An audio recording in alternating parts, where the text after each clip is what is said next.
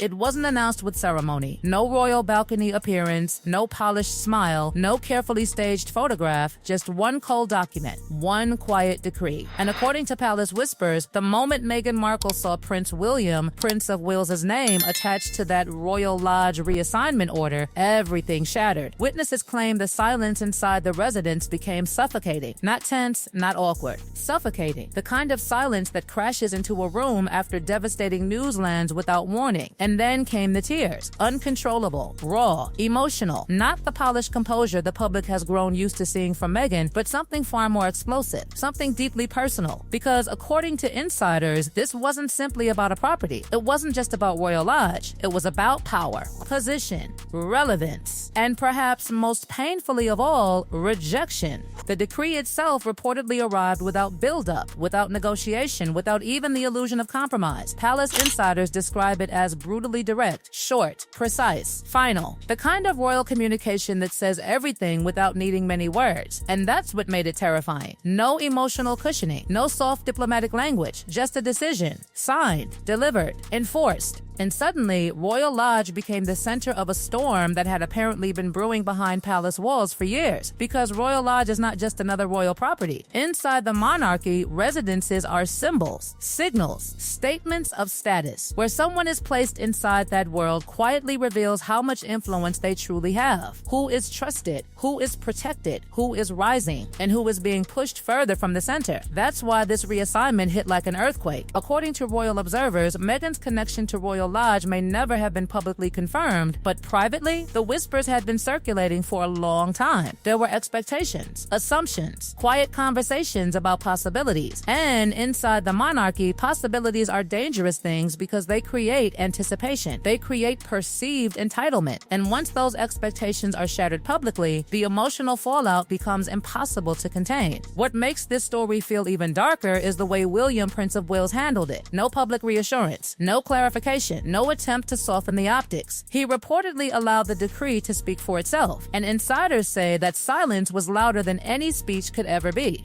Because silence inside royal circles is rarely passive. It is strategic, controlled, intentional. The atmosphere reportedly shifted almost immediately after the decree surfaced. Staff members became guarded. Conversations shortened. Even movements inside palace corridors allegedly became more deliberate, more cautious. It was as if everyone suddenly understood that a line had been crossed. A permanent one. And underneath all of this lies the real tension nobody wants to say out loud. The long, simmering fracture between Meghan and William. Because insiders insist this conflict did not begin overnight. It built slowly through years of subtle clashes, different visions, and unresolved resentment. William was reportedly raised to view the monarchy as duty above everything else. Structure, discipline, restraint. The institution first. Always. Meanwhile, Meghan allegedly approached royal life through a modern lens. Visibility, voice, independence, influence. Two completely different mindsets forced into the same rigid machine. And over time, those differences stopped looking like personality contrasts and started feeling like a collision course. Small moments reportedly piled up over the years. Disagreements about appearances. Tension over public messaging. Quiet conflicts about who would lead major initiatives. Who would shape the monarchy's public image. Who would command attention on the global stage. None of these incidents exploded publicly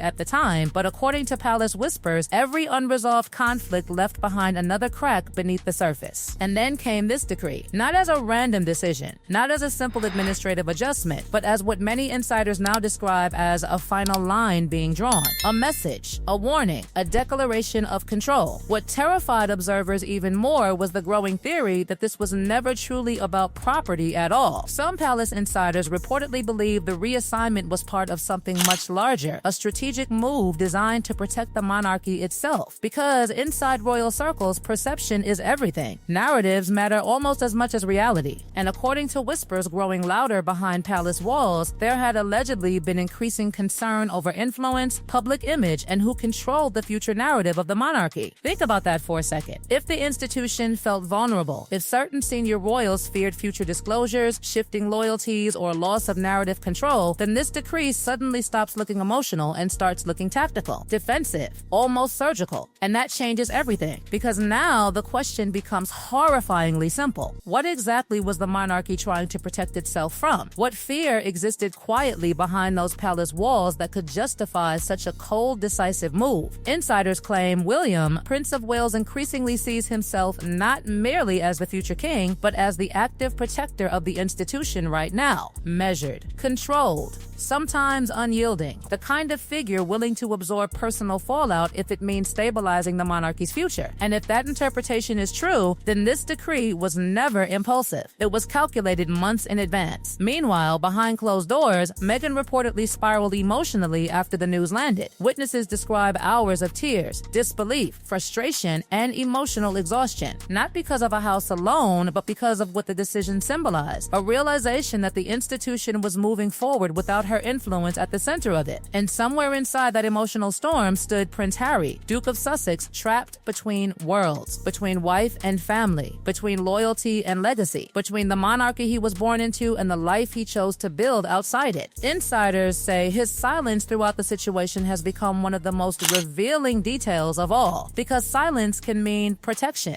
but it can also mean conflict. What makes the entire situation feel almost chilling is the palace's response afterward. Nothing. No denial, no clarification, no emotional statement. Just complete stillness. And royal watchers know that when the palace says nothing, it often means the institution believes it has already won the argument internally. That silence only fueled speculation further. Media outlets scrambled to interpret the gaps. Royal commentators dissected every detail. And the more the palace refused to engage, the more powerful the story became, because people started realizing this wasn't just another family disagreement. This looked like a restructuring of power inside the House of Windsor itself. And perhaps the most devastating part of all, the growing sense that this moment marked the beginning of an entirely new royal order, one where Prince William, Prince of Wales's authority, is no longer emerging quietly in the background, but actively reshaping the monarchy in real time. Decisions now feel firmer, more centralized, less emotional, more institutional. For Meghan, that reality reportedly landed like a personal reckoning, because this decree didn't just change access to royal lodge, it changed perception, expectations, position. It quietly answered a question the palace had avoided publicly for years: who truly belongs at the center of the monarchy's future and who does not. And now, as the dust continues settling behind palace walls, the tension feels far from over, because decisions like this do not disappear quietly. They leave scars, they redefine loyalties, they expose fractures that cannot be hidden forever. And somewhere inside the silence still hanging over Windsor, one terrifying question continues echoing louder every day. But what made the situation truly explosive was not just Meghan's emotional collapse or William's cold silence. It was the terrifying realization spreading quietly through royal circles that this conflict may have exposed something the monarchy had spent years desperately trying to hide. A family no longer operating as a united institution, but as competing centers of power locked in a silent war for control of the future. Because behind the polished ceremonies, the balcony waves, the carefully rehearsed appearances, insiders say the House of Windsor has been changing for years, slowly, quietly, strategically. And this decree may have been the first unmistakable glimpse of what that transformation really looks like behind closed doors. For decades, the monarchy survived by maintaining the illusion of continuity, stability above emotion,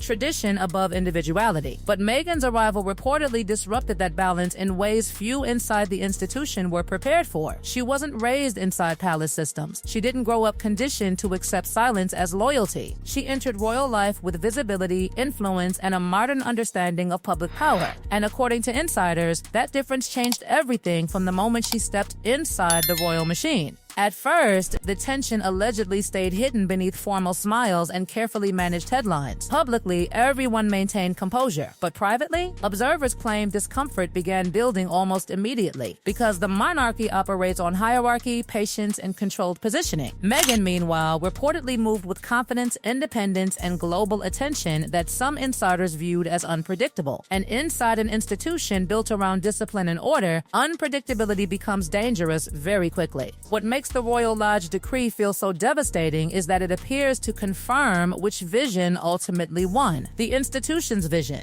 William's vision: stability over disruption, structure over emotion, tradition over reinvention. And according to royal observers, that message was delivered with brutal clarity the moment the reassignment became official. Suddenly, people began looking back at years of royal tension differently. Every awkward appearance, every carefully worded interview, every unexplained silence, every rumored disagreement, it all started connecting into a larger pattern. And the more people connected those dots, the darker the picture became. Because now, insiders are whispering about something even more unsettling: the possibility that the monarchy had already decided long ago who would shape its future and who would eventually be pushed to the margins. If that's true, then the decree wasn't a spontaneous reaction. It was the execution of a plan already in motion. And the deeper people look into this situation, the stranger it becomes. Because the decree reportedly arrived with such precision, such confidence, such finality, that many observers believe the palace anticipated the backlash long before the public even heard whispers of the story. Which means preparations may have already been underway behind the scenes, while Meghan remained unaware of how close the walls were closing around her expectations. That possibility changes the emotional tone of everything. Because if Meghan truly believed there was still space for reconciliation, influence, or future positioning inside the monarchy, then this decree may have shattered more than hope. It may have shattered trust itself. And yet, even after all the tears, all the speculation, all the palace silence, one mystery still hangs heavily over the entire situation.